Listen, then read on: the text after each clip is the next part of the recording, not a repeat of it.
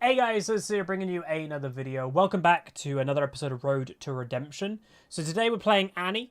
I think I had a blind pick from memory, and obviously when you're blind picking mid, it's a bit like eh. So as you can see here, I'm against a Yone. I think he was like a Yone main.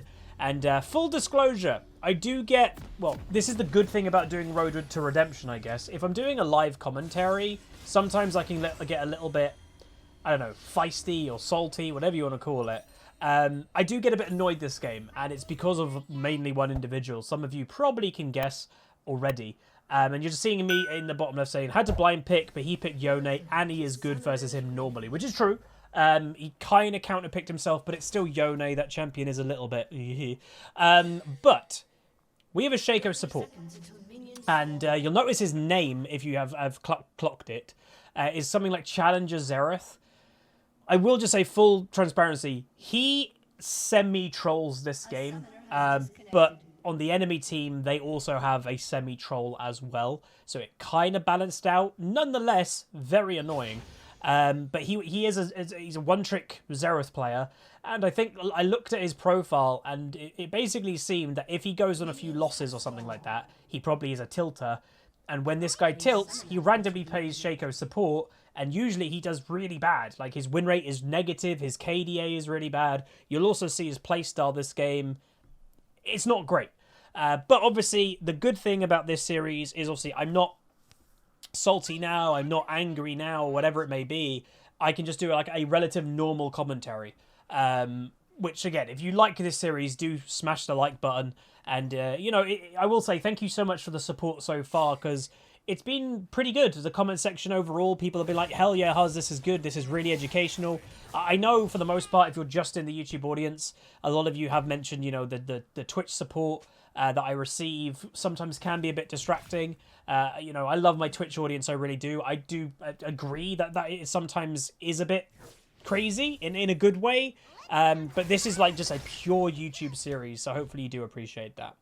So, Annie versus Yone.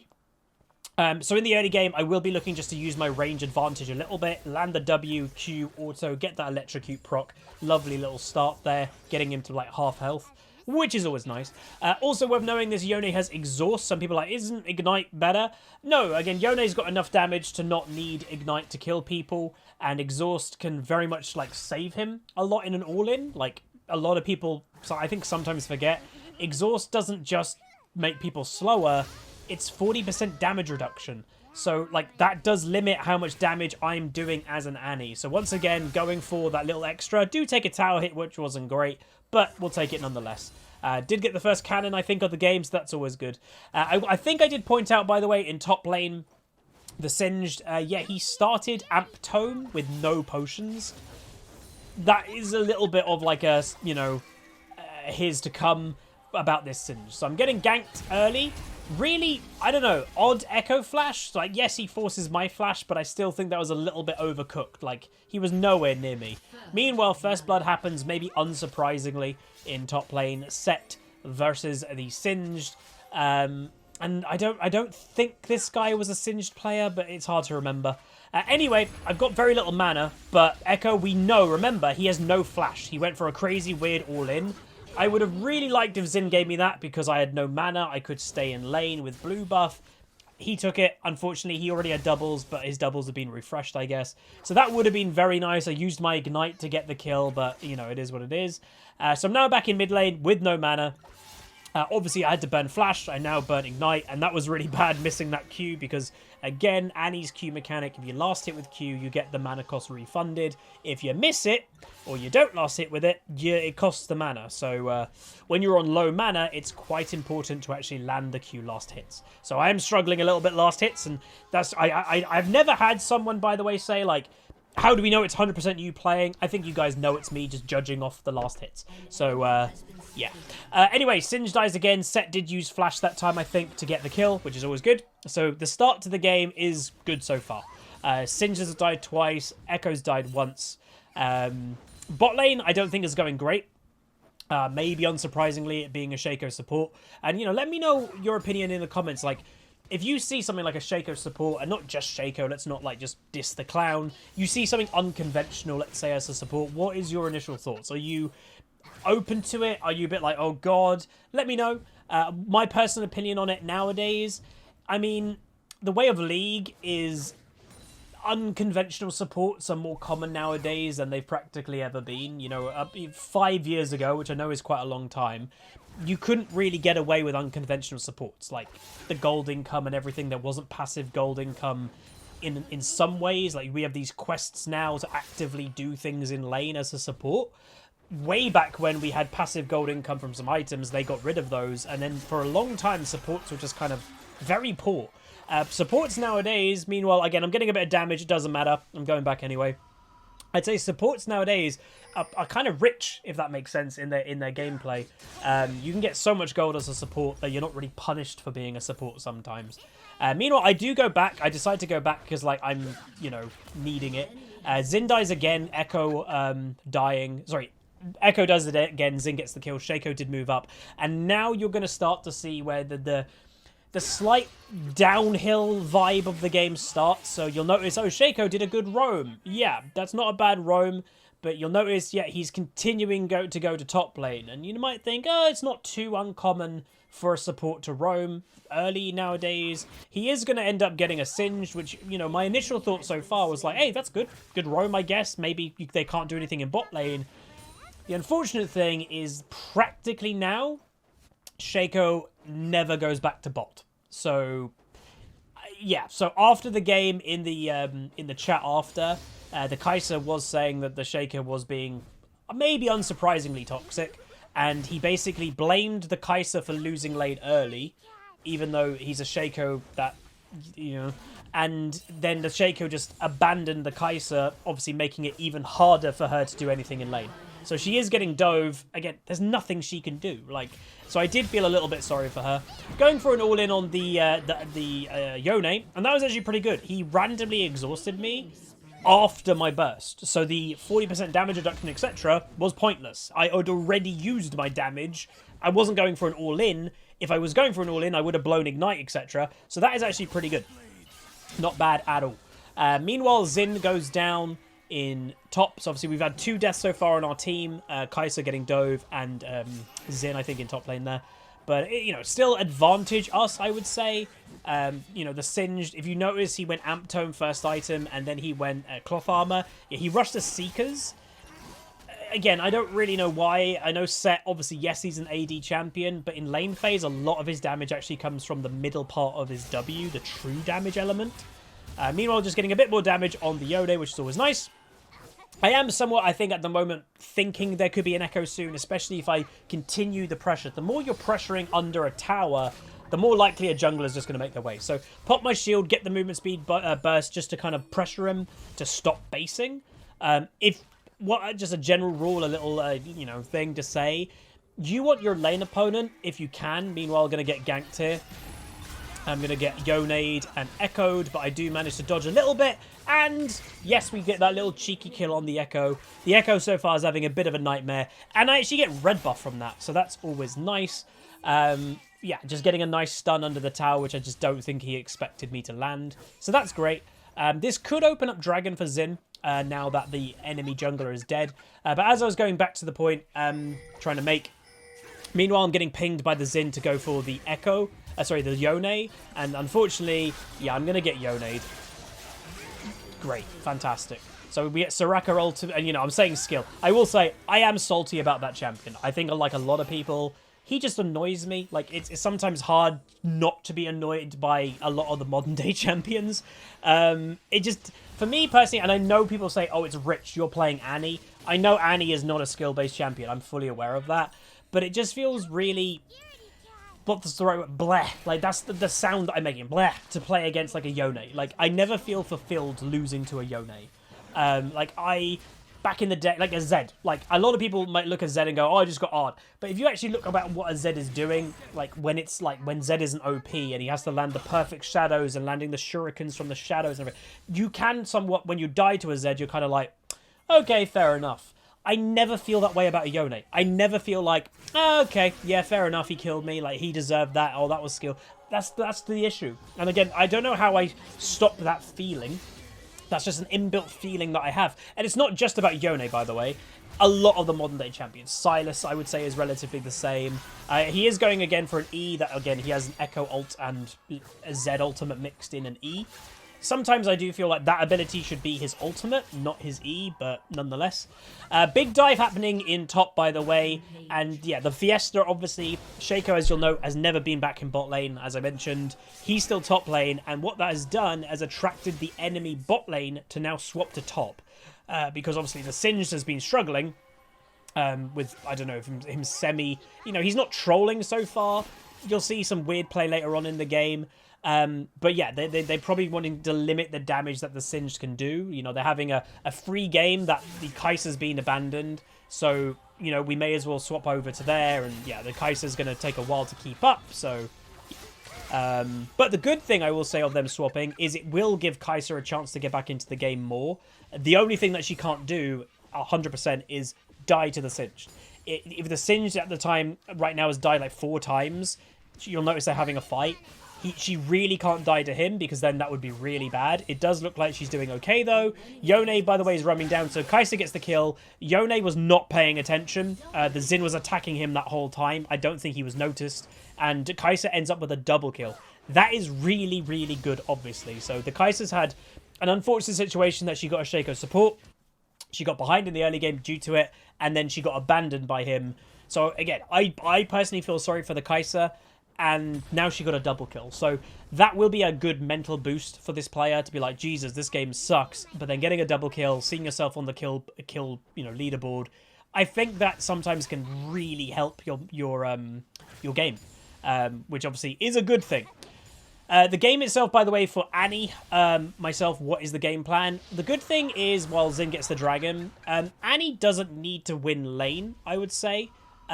She actually scales quite well, and I obviously prefer the burst build. Meanwhile, Shaco goes for a very weird engage on the enemy bot lane, who is now in top. I prefer the burst build, but there is a new build floating around. Meanwhile, Shaco just dies randomly. And, you know, you see in the bot, like, Shaco kind of trolling this game. A lot of people, and this is where a lot of different opinions can come in. Oh, that was his first death. He's not trolling. Again, I have had conversations with Rioters about the topic of trolling, and it's a very interesting topic because everyone has their own opinion about it, and everyone's slightly different, which is cool. Meanwhile, unfortunately for me, I go for the Yone, and I don't know why, I just expected Xin to come over. He just didn't. Like, I don't know why. Like, you see what I'm saying? I pinged him to go, but ignored. I know some people go like, you know, oh, he didn't have to go. To me, that was a pretty obvious play. Like, we could have just sandwiched the Yone, but obviously he didn't go for it, which is unfortunate for me. Obviously, it was also unfortunate that Echo was there at the time, but it is what it is. Meanwhile, arguably Xin is forcing this play maybe a bit too much in top lane. He's very low. Soraka flash. Echo's now top lane. Shaco's randomly in mid with Yone. So again, a little bit of a fiesta happening. Set now also is dead. So again, the force engage for the Xin. I don't know, like, maybe because of what happened in mid, he felt a little bit pressured to do something in top. Like, oh, okay, we mucked up in mid. Or I didn't go for that play here. Let's force a play in top lane, maybe. But yeah, so it is a bit of a rough game. Obviously, we'll look at the kills, and it's 7-11. Like, we're winning in kills. Great. That's, again, sometimes kills doesn't obviously always tell you how the game is actually going. I would say right now, the enemy team has actually got more momentum than us. If we had a big fight, you know, you see the damage, by the way, on Yone starting to get there. But if we had a fight right now, I would say the enemy team might win. It just feels like they have the momentum of the game, which momentum is key. You can win a game in late game or mid game, which we do get a nice kill on Echo there. I am making my way. So this, again, how to stop momentum going the other way, get a good fight. So they actually do end up killing everybody. The enemy team, I think the mistake that they made in that fight, they all went alone. I did notice, by the way, a Soraka Q over the wall. So I was just kind of scouting if Soraka was basing in a bush or something. She wasn't. But yeah, they all kind of went in one by one. And then my team got to outnumber them like 2v1 or 2v3 or whatever it may be. So that was a nice recovery there. But yeah, going back on the momentum thing, make sure you use momentum. Like, I've uploaded videos throughout the years of us being, you know, losing. We're behind in kills. We're technically behind in gold or objectives. And we managed to end up winning the game because you get one good fight and you really push the momentum from that fight.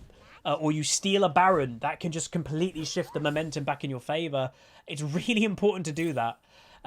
So I will say as well, because you guys are enjoying this series, one thing I do want to collect from you guys when it comes to feedback is this game is a bit of a rough game. You know, it's a bit annoying to have this Shaco. He does do some stuff later that is more annoying than what we've seen so far. Let me know, like, does that bother you? Would you like to see rough games here or there? Let me know. Singed was looking to go for me. He ghosted, by the way. Don't really know why. So we just escaped from a Singed gank, potentially. He's chilling in mid. You can see Echo's damage very high at the moment, and the enemy team is looking to go for a dive. This, look how forced this dive is, by the way. I don't really know why they went this hard for it. Echo nearly died, by the way, to the tower. But it's very close. Enemy team is getting lower and lower with health. But there's 4 people in mid lane. Right now, I'm kind of alone, but we're going to look for a flash W engage. Unfortunately, I don't get the Soraka, but I get, you know, a double thingy. That is going to open up both kills on the enemy bot lane. So that was a really good engage, if I do say so myself. Not every engage on Annie has to be a flash Tibbers. A flash double stun with W can also work. So that was good. And then Shaco finishes off the Singed, which again, I don't really know why he was mid lane at that time, but he was. But that was good. Luckily, the Singed is trolling more than the Shaco. So you see Kaiser's pinging me. They're probably like good pings. I've mentioned good pings before. When someone does something bad, people will ping them. When someone does something good, they'll ping them as well. But I'm going to go bot lane now. Just go get some solo XP, solo gold. I'm pretty close to Ludens. But yeah, as I mentioned there, it does kind of seem that the Singed is maybe, right now at least, trolling or playing bad, let's say, a bit more than our Shaco. He's 1-7. The Singed is, in essence, building near enough full AP as a Singed, which I know is maybe the meta for Singed, but in the way that this guy has done it seems very bad. You know, starting Amp Tome and rushing a Seekers and stuff like that against a set. That just seems really odd. Anyway, Infernal is up. And I think they're just doing it straight away, which is good. But yeah, let me know what you think about the feedback. I don't know why Kaiser, by the way, was trying to 2v1 them in mid lane. That was quite odd. And we do get the dragon, which is great. Yeah, let me know. Give me the feedback of, like, do you guys mind if it's rough games or anything like that? I don't actually know how that Q landed, by the way. Like, the Ezreal damage, I was about to Tibbers, by the way. Just couldn't.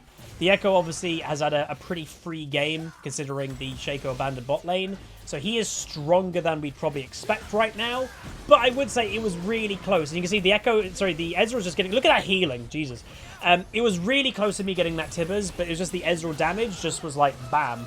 And obviously, the Soraka change was a pretty big buff to Soraka, that when she ults, remember, she removes grievous wounds. So that is where, like, Soraka, in that instance, can just heal somebody basically straight away to full health. Which I do think is definitely on the strong side. But we've spoken about healing quite a lot this season, and Soraka healing isn't exactly what is the broken element of healing. It's more the passive healing, lifesteal, omnivamp, etc. That's the more problem. There's too much of that in the game, more than Soraka being a problem. But yeah, still, that was not great. 3 of us die. Again, we talk about momentum a bit. They killed the mid tower. They got a bunch of kills. That ain't great. Ezreal ulting bot lane, but Singed dying once again to the Kaiser. So that does seem to be a little bit of our saving grace, is that we can focus on the positive that they have this Singed. Set trying to fight 2v1. Unfortunately, he was doing well by the looks of it, but then Ezreal made his way to top lane also and finished him off. Rift Herald use in mid. Arguably, maybe we didn't need that charge and we could have saved the charge for the tier 2. But still, it's alright. And we are also going to go for the tier 2 anyway. If he saved the main charge or the first charge for this one, we might have been able to continue the Rift Herald to go for the base tower. I was thinking about trying to protect it, but yeah, no, it's too low health and they got to it straight away. So, unfortunately, nothing to be done there. But yeah, as I, you know, again, sorry I keep going back to the point. Obviously, I'm trying to do the commentary of the game we're watching and then also mentioning a point. When it comes to watching potential rougher games, not really smooth games or anything like that, let me know what you think. Because again, I do have another game that I played on the Huzzy account. I played Gangplank. That game was a bit annoying. Just full transparency, I was against a Lilia in top lane. Obviously a bit of a cheese pick. And yes, it was annoying. Meanwhile, a big fight in bot lane, I'm just going to go for as much damage as I can, but unfortunately the Ezreal gets me on 3v1, and this is where I will say, yes, I do ping the Shaco a bit here. I think rightfully so. So we're doing this fight. You know, we're outnumbered. You'd expect maybe Shaco to move, but no, if you look on the minimap in the bottom right, like there, yeah, he is literally just standing at wraiths when they're not spawned, and he's just putting boxes at wraiths, and that is what this Shaco is doing. So if anybody doubted that what this Shaco was doing this game was trolling, or if he wasn't like raging or anything like that, he is. Like, he abandoned bot lane. He's now, that is legit trolling what he's just doing. So yeah, I do throw an FF vote because I'm gonna be honest, I'm old, like, well, I'm about to sound like an old grumpy man here, but my time is precious, and if the Shaco has no interest of actually winning this game and he's just going to troll us, I'd rather just get into the next game. Like, that is kind of my approach to League now, and this game, and you know, slight spoiler, does show you can win games with kind of a troll, but it's just not the funnest experience, and it just feels, it's very frustrating when you're just like, well, we have the Shaco, and he's not interested. He's literally in a big fight he could have probably made his way to at the end of the fight. He was just standing at Wraiths, or Raptors, whatever they're called now, just putting boxes. They haven't spawned. Like, he is just waiting there for a good 30 seconds, and it's like, what? And remember, he's the support. So as I said, the saving grace a little bit of this game so far has been the Singed. Is that, yes, we have the Shaco, which by is KDA. You're like, oh, his KDA is not too bad. Obviously not. KDA, that's where we've always said, doesn't mean everything. But obviously the Singed is KDA. Yes, Singed is KDA does show maybe to the extent that this guy is kind of semi-trolling. He's 1 and 10. 1 and 10 in a high, this is a high platinum game, obviously, is pretty bad. If you're 1 and 10 in a high platinum game at 20 minutes, you're probably doing it on purpose, I would say. And that's more true the higher rating you go. If someone is 1 and 20 or 0 and 20 in a diamond game, they're doing it on purpose. Like, they just straight up, they are 100% doing it on purpose. So, anyway, we're in the area. I am looking for a decent Tibbers if I can find one. They are looking for a Yone pick, which is very good, before a dragon spawn. And I think it's an Infernal map from memory. Was it Infernal? Yeah, no, it's not. Is it? I don't know. No, was it a mountain map? It might have been a mountain map. So I was looking for a Tibbers anywhere I can, but I'm just getting poked out. I do have the flash up. I put the shield on the Xin, and I've got to be really careful. You can still make a big play as Annie at this health. You just have to be very careful to not die before you make the play, and obviously you've got to commit to using your flash. I decide to go back at this point, and then I decide against it. Why? I was going to go back to deal with the Singed, but he TPs. So I'm like, well, he's here now, so I may as well stay. And here where a big fight is going to break. So I'm just kind of waiting around, seeing what I can do. Shaco boxes are getting some good fears, and the Echo's going to go for the all-in. I decide just to go for the Singed because he's on his way in. You'll notice he's still running in, and I get a kill. So, don't know what that was about. We get the Dragon, we get the Echo, we get the Singed. So, overall, that was good. Obviously, the enemy team, they didn't have the Yone at the time, which I'm going to be careful because he could just ult-E to me, and I'm probably dead. Or E-ult. But yeah, the Ezreal, who obviously is the main problem on the enemy team, you have to deal with him. He didn't make his way into that last fight. So that was good. So, you know, the game is winnable for sure, but it's just a weird game and frustrating somewhat. But as you'll probably note this game, not really anything has happened majorly when it comes to the Annie-Yone matchup. We haven't interacted with each other hardly at all. He's really not laned against me that much, like, in the last 10 minutes. Meanwhile, he's trying to kill the Shaco. He actually gets kind of owned by him. In bot lane, they did outnumber the enemy, and Yone is actually going to probably go down, which he is, by the Xin from the Shaco. And that just shows this Yone is having a rough game. The fact that he just got kind of owned by that Shaco does show that. But overall, it's not too bad. As I've always mentioned when it comes to climbing and being smart, and if you want to literally go up, sometimes, I've always described, and it's one of my favourite kind of sayings, if you will, sometimes you're Batman or Superman, whatever you want to say, and sometimes you're Alfred or Robin. Sometimes you're not the main character in the game. Sometimes you are the support, even not being a support. I'm Annie mid, but I know I'm not the carry this game. Like, my goal, what is my mental objective this game, is to eventually land that clutch Tibbers. Like, sure, I'm not fed this game. I'm probably not going to do one-shot damage this game because I'm a bit behind. But if I can land that clutch Tibbers on that Ezreal or that Soraka at the right time, that can make a big difference. So that's what how my mental game is kind of going. So Singed pops his ultimate. And at this point, I am trying to bait him a little bit to go for the tower dive. I doubt he's going to. So I decide just to kind of like stay in top, see what he's going to do. And he decides to go proxy, which is also a bit of a weird decision at this time. You know, it's 25 minutes. We have Baron buff, and he's deciding to proxy tier 2 tower. So again, a little bit weird. But the enemy team is not grouping. He also, yeah, the Singed runs into our base. I don't know. Like, again, he might be trying to limit the Baron minions. If I'm trying in my mind to, like, think, what is he doing? So I just Tibbers him. If you're like, that's a bit waste. You know, it was a 1 in 11 Singed. Is it really worth using Tibbers on him? The fact that we just get him killed out of the way and then the set can move on and just go into the team fight, I think is quite valuable. So yes, I do think just getting him dead is good.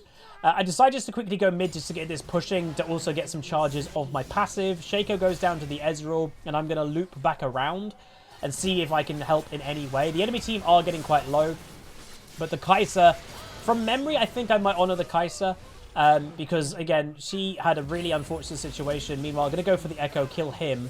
Ezreal, though, ignites onto a flash, E's onto me, then flashes away. And here's where I also personally make a mistake. So this guy, I'm looping behind underneath him. I don't need to go all in, and I decide to go all in, and I die. I could have been a bit more patient with that.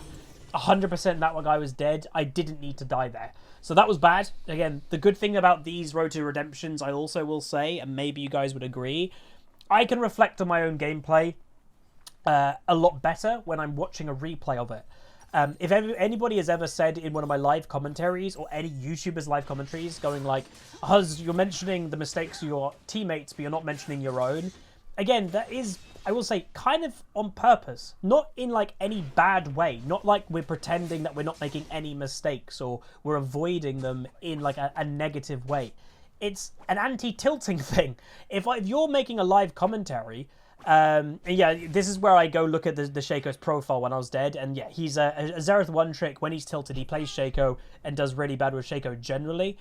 Anyway, but yeah, if you're having a bad game, the least thing you want to do when you're doing a live commentary is mention to yourself how badly you're playing. Meanwhile, Xin, if you haven't, if you don't think healing is broken in the game, the fact that Xin is still alive, has killed the Soraka, and only now just died, that's kind of insane. They are going to kill everything, basically, thanks to the Sin just 1v3ing at one stage. But yeah, so that is it. If ever any of you watching a content creator or whatever, and you're like, oh god, they're mentioning mistakes of their teammates, they're not mentioning their own. What I'll say is, if you're watching somebody who has been Diamond or any higher rating than that, I'm going to just be honest with you guys. We know mistakes that we're making, well, hence why we're in Diamond or whatever rating we're in. We do know we're making mistakes. But just because we're not mentioning them in a live situation, a live commentary, doesn't mean we're trying to dismiss them. It's just to be basically not tilting yourself by admitting it in front of hundreds of people and also admitting it to yourself in that way. So that's just the thing to say. But in this commentary, I'm not playing right now. Here's my hands, this is a commentary of footage. I can be critical of myself. This game didn't play great. It's not like we played terribly. We did a fine in the 1v1 to the Yone. As I mentioned, not much has actually happened to me versus the Yone this game. It was more the fact that the Ezreal got really strong. As you see, he's got 17 kills. He got really strong, and I got killed by him a few times. That was bad, and a lot of it was positional mistakes, or just not quite getting that Tibbers off at the right time. Other than that, like, we're okay. Yes, as always, my farm could always be better. It is, as we've always said, the weaker point of my game in League. I will say my farm, when I'm doing these recordings, is probably a little bit better. I say that and I don't hear a cannon there. But it is a bit better than what it is when I'm streaming.